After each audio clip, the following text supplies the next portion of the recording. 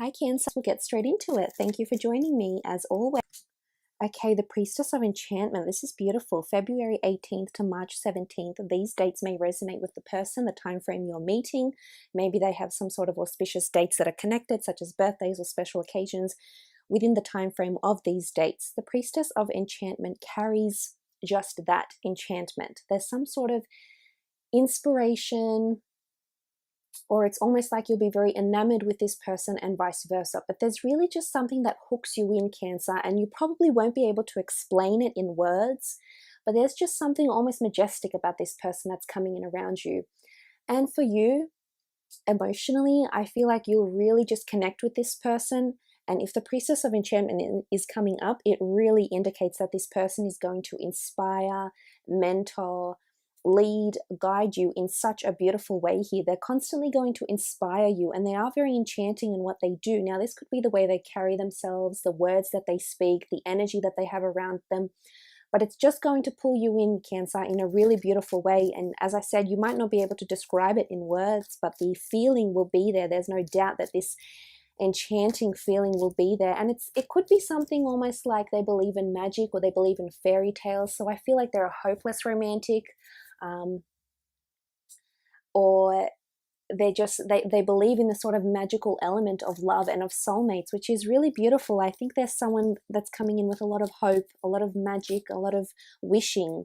Okay, all right, you've had this one sticking out. I wanted to flip it over, but I wanted to flip these ones over as well. Okay, the Priestess of Intuition. Now, the Priestess of Intuition indicates that this person is someone who's very intuitive. This person is someone that is follows and is guided by their intuition. The dates that resonate with the Priestess of Intuition are January 21st to February 17th. This indicates that there's some sort of premonition or hunch or possibly metaphysical energy or image that comes up for you around the time frame when the two of you meet, or when the two of you meet. It's just an intuition, and as I said, I feel like it's beyond words, Cancer, and it's just a feeling. I think you need to think about the feeling, because there's lots of blues here, and the blues indicate emotions.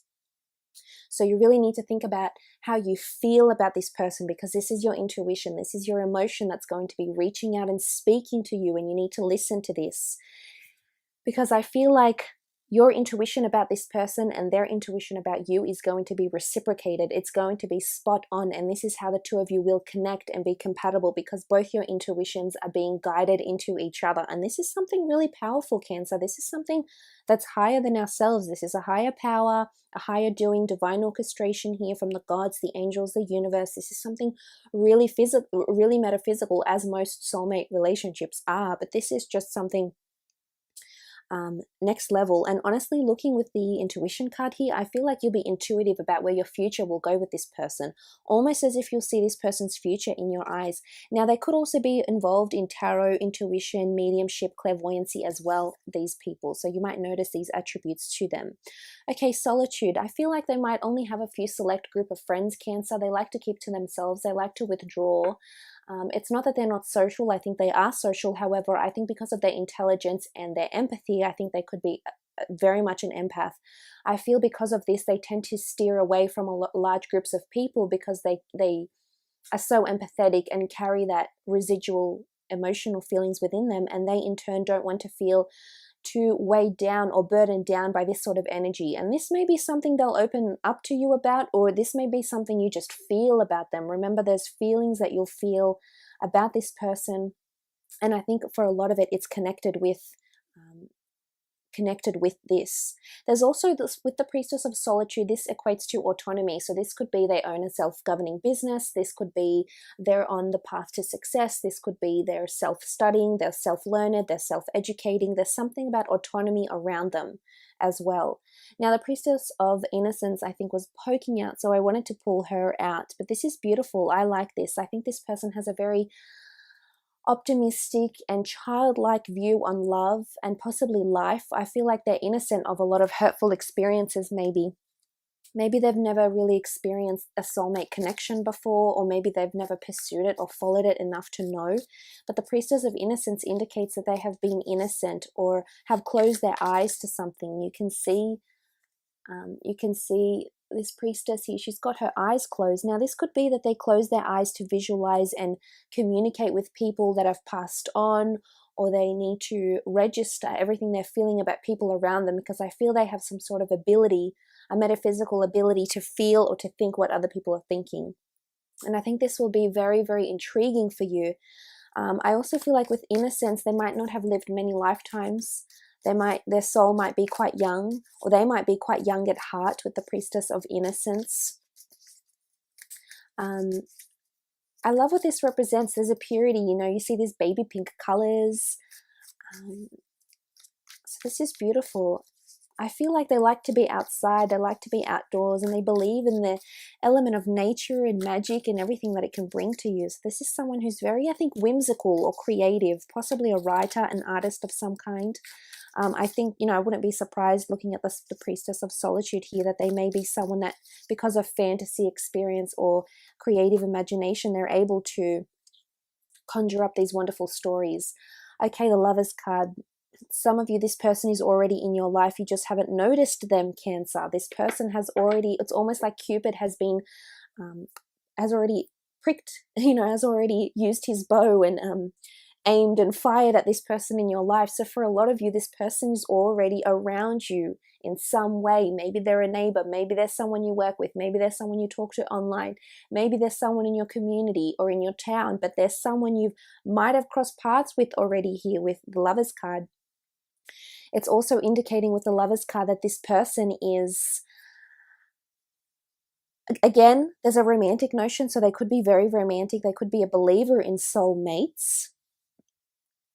Something about the element of choice, or there's two different people. You can see two different people standing by the man. So whether you're a male or a female, I feel like you have the element of choice here with soulmates. And this is really interesting, Cancer. This could indicate that you currently have two soulmates that are coming in at the same time, or you have two different people that are coming in that both could be or are soulmate material. And I'm often a big advocate on having many soulmates. I don't think there's only just one. I think with given so many people in the world, I feel like your souls are bound to connect with more than one person in whichever way or shape, form. You know, not all of them are romantic soulmates. Some are friend or family soulmates. So you need to take that into consideration as well. But I love that the Cupid card is here. I feel like you'll be instantly very smitten, or you are very smitten with this person. Okay, you had a couple of cards fall out. What were they? Okay, the first one was Temperance. This is beautiful. Again, the metaphysical patience. I feel like good things come to those who wait when I see the Temperance card. This is also a strong Sagittarius. You do have possibly Gemini, Aries, Leo, or Sagittarius energy with the Lovers card because of the sun. The cosmos here, the strong sun energy here as well with the Temperance card here. This is alchemy. This is something you're going to create or are in the process of creating now, Cancer. So whether you've been visualizing, trying to manifest this person, however, whatever you've been doing to attract this soulmate of yours, or to find out who this soulmate is, I think like this is slowly in the works, and you'll start to see this person really, they'll step out and you'll really start to notice them in the foreground, because maybe before you've only noticed them in the background, but this time this is about to change. The Temperance card is all about alchemy, creating things. This is the Two of Cups, a very strong soulmate connection here. The Strength card has come up. This is the sign of Leo, so it could be someone who is under those signs or carry these sort of attributes or characteristics. The Strength card is someone who is strong in nature, strong-minded, and I think that might have a lot to do with their need for solitude. I feel like they very much enjoy their own company with the Strength card here. I think they're a lion though, so I think they're definitely someone who enjoys or wants to. It's almost in their nature to be very nurturing and to guide and mentor and lead people, and this is something you'll find very, very attractive, and this is something that's really going to complement you, especially astrologically. If this person has those sort of features, Cancer, it's just going to highlight all the feelings that this person feels for you, how much they want to do for you, how much they want to be in your life, how much they may want to help you, guide you, or be that support system for you here with the Strength card. Okay, the Three of Wands. Three of Wands in this deck is all about flowering papyrus. This is about things coming and flowering and blossoming ever so beautifully for the two of you. It's all about fruits. It's also about fruits, fertility, and birth. So there's a pregnancy possibly connected to this person. Now, whether you fall pregnant very shortly after meeting them, or whether this person already has children, it is possible that they already have children because there's birth or pregnancy around them, or they may have very young siblings, or they have this sort of youngness to them. Remember, the innocence card was here as well, so I wouldn't be surprised if some of them have children around them already. However, I feel like with this card here, it indicates that things will blossom very quickly. I don't see much obstacles in your way for the two of you to be together. I think there's potential for two. Again, the notion of three in the Lovers card, 3 in the Wands. So I wouldn't be surprised if there's 2 people coming in around you, but I really feel like at least one relationship, one soulmate connection is really going to flourish. And it's almost like it'll happen with such certainty, and you'll just know it's them. You'll know this is the person you're supposed to be with.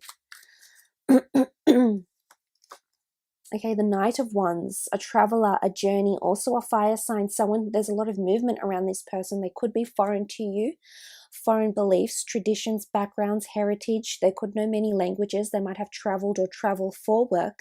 The Knight of Wands is obviously a messenger.